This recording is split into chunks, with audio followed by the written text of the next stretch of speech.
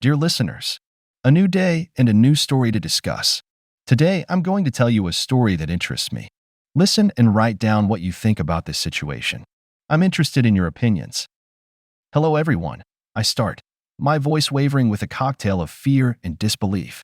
I'm Serena, and right now, I'm engulfed in a whirlwind of anxiety. You see, I can't find my boyfriend, Nate. It's like he's vanished into thin air. Our house, once filled with his presence, now echoes with an eerie silence. I pace around the room, the phone clutched in my trembling hand. And it's not just him. All his things are gone. Every single item.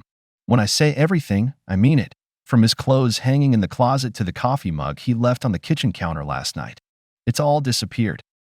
I stop in front of the empty closet, running my fingers over the barren hangers. This might sound absurd, but it's the unvarnished truth. I'm not joking.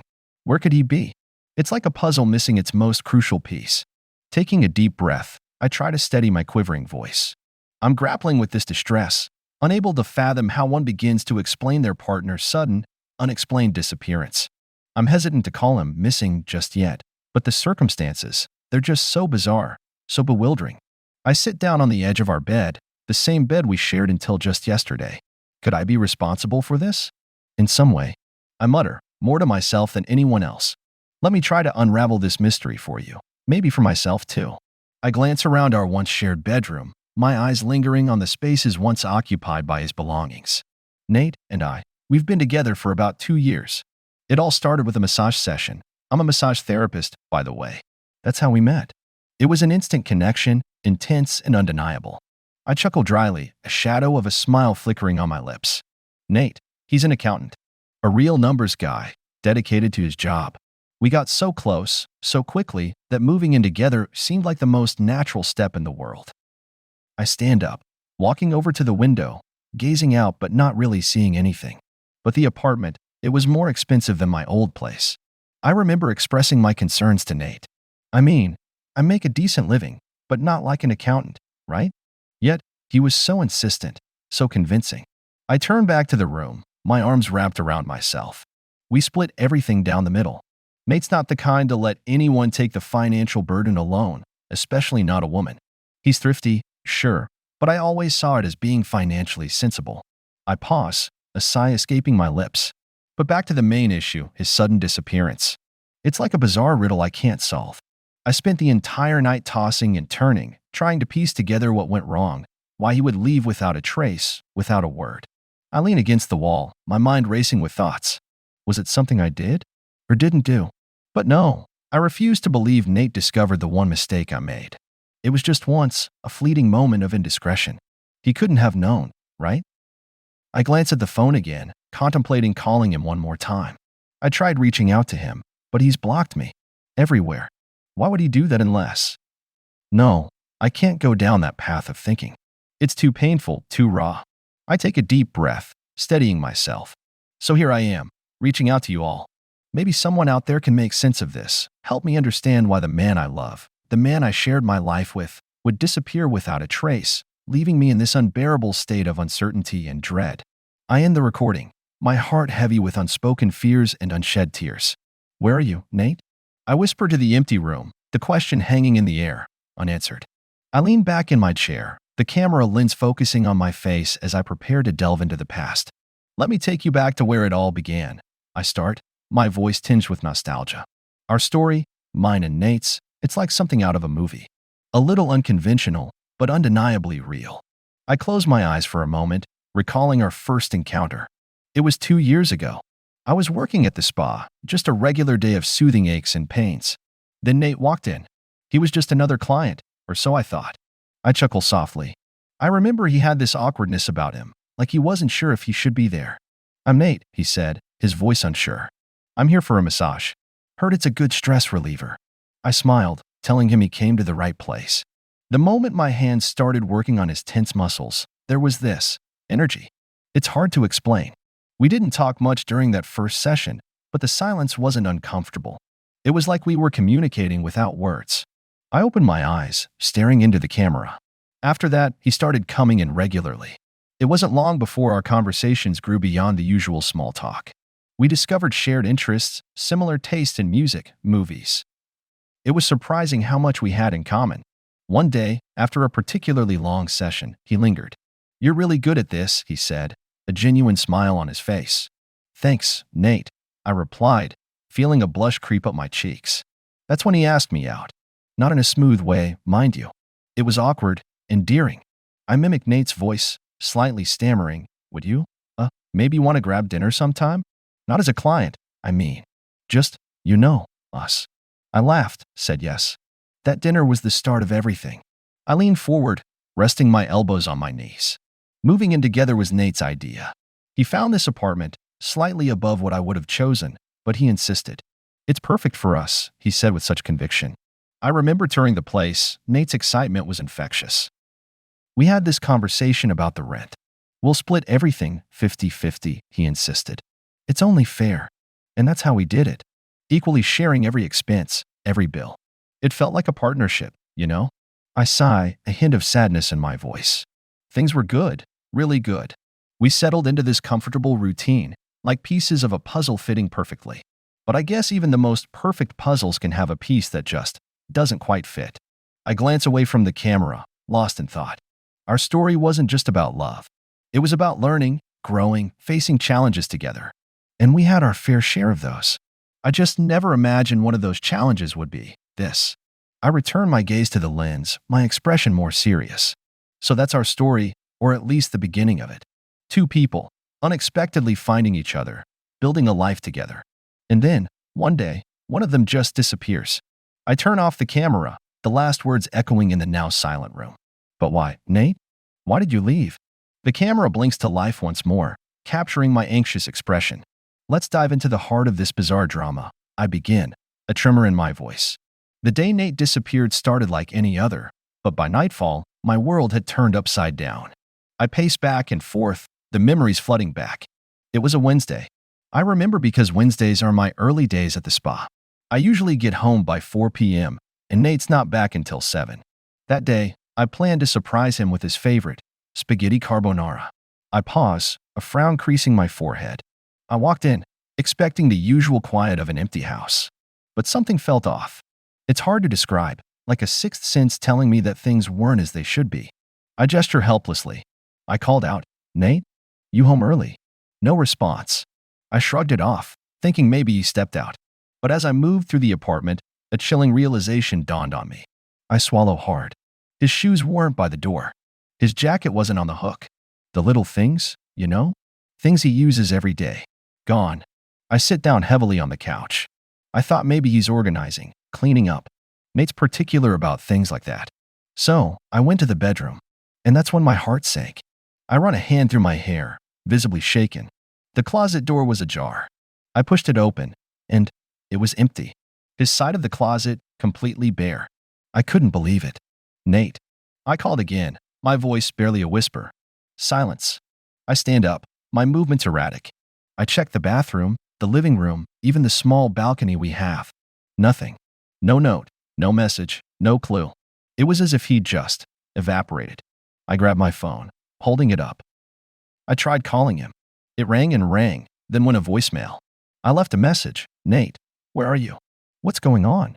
I waited, staring at the phone, willing it to ring. It didn't. I shake my head, despair in my eyes. I didn't know what to do. Was he in trouble? Did he leave on purpose? I had a million questions and no answers. I leaned closer to the camera, my voice dropping to a near whisper. And then it hit me. The one thing I never wanted to consider. The mistake I made. Could he have found out? But how? It was a one-time thing, a lapse in judgment. It meant nothing. I looked down, my voice faltering. I never meant to hurt him. I thought it was a secret buried deep, never to surface. But secrets have a way of crawling out of the shadows, don't they? I stand up, a determined look on my face. I had to find out. I had to know if that was why he left. So I started where anyone would, his friends, his workplace. I called his best friend, Mike. "Have you seen Nate?" I asked, trying to sound casual. "No. Why?" he replied, clueless. I sigh, rubbing my temples. It was a dead end.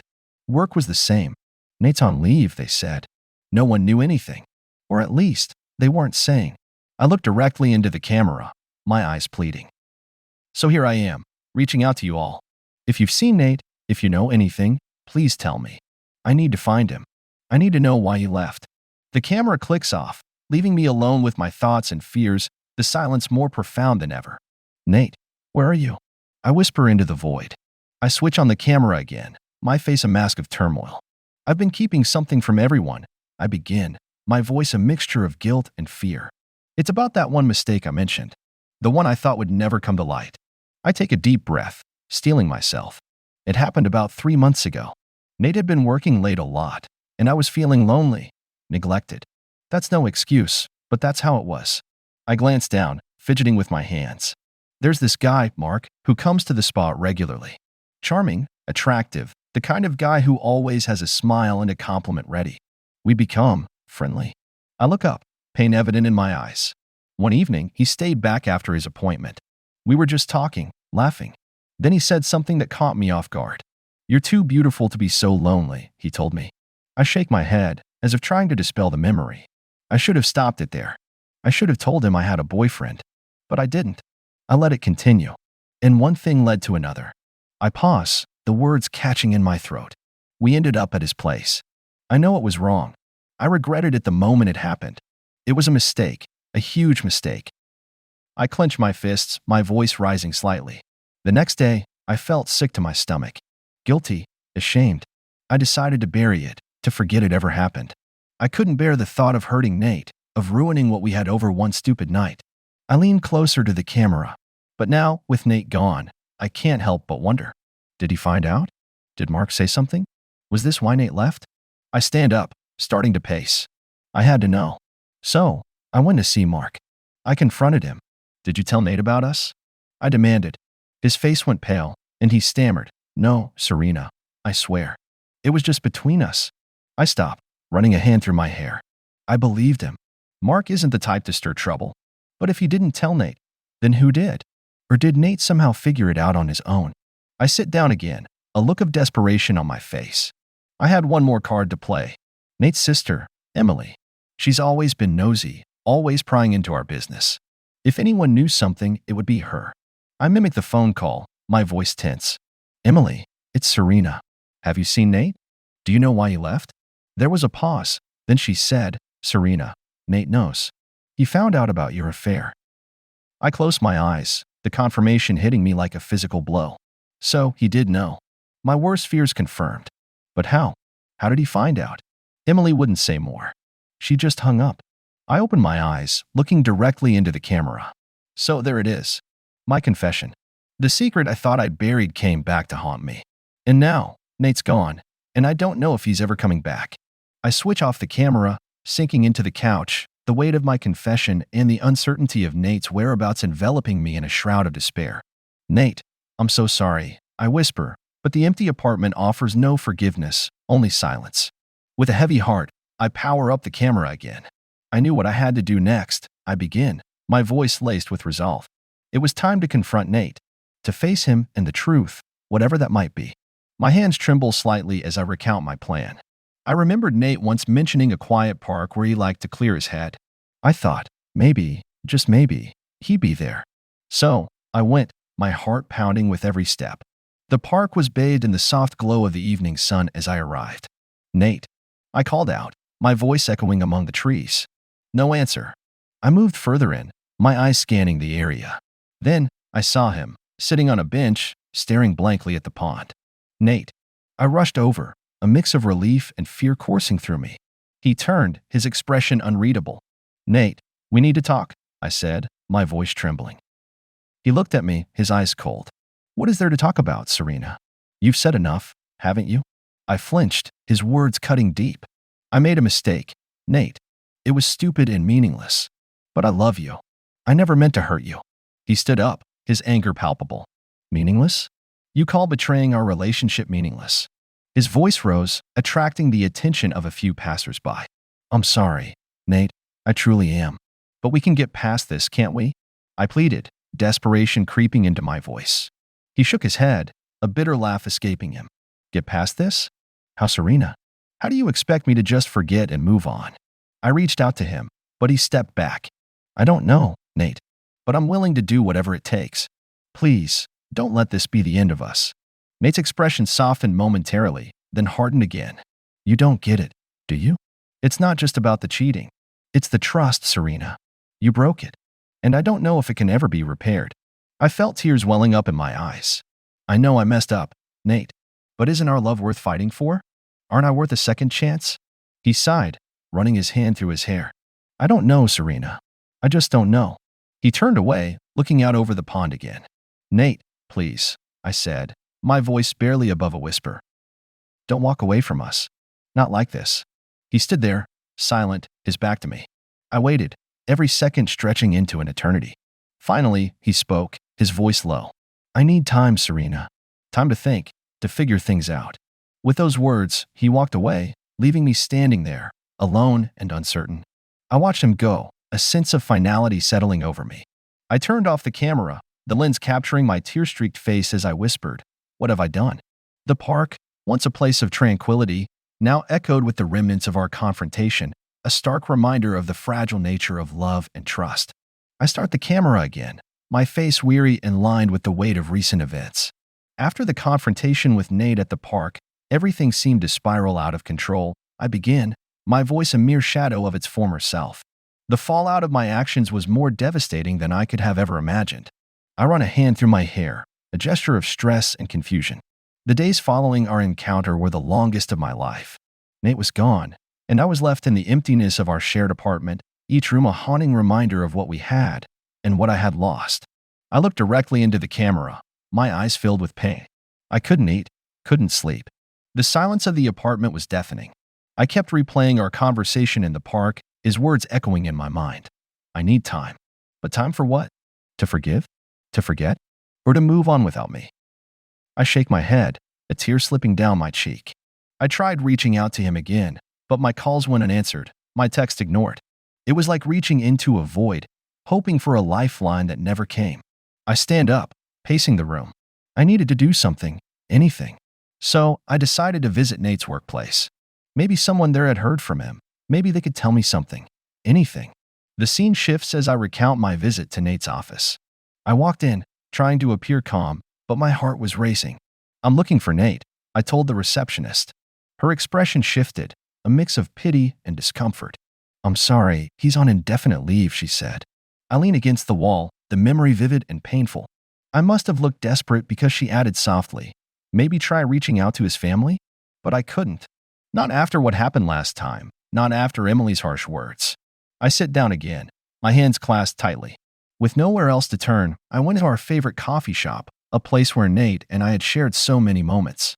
As I sat there, sipping the coffee that suddenly tasted so bitter, I overheard a conversation at the next table. I mimicked leaning in, listening intently. It was a couple of Nate's colleagues discussing work. I caught Nate's name and strained to hear more. He's really shaken up, one of them said. Can't believe Serena would do that to him. Their words were like knives, each one slicing deeper into my already wounded heart. I looked down, my voice barely a whisper. I left the coffee shop in a daze, their words replaying in my head. The reality of what I had done, of the pain I had caused Nate, hit me with full force. I stand up, a resolve in my posture. I needed to face this, to confront the consequences of my actions. So, I went home, determined to make things right, to fix what I had broken. But how do you fix something that's shattered beyond repair? I turn off the camera, the final shot lingering on my determined yet hopeless expression. I will find a way, I whisper to the empty room. I have to. But even as I say the words, doubt and fear gnaw at me, the fallout of my actions a constant, suffocating presence.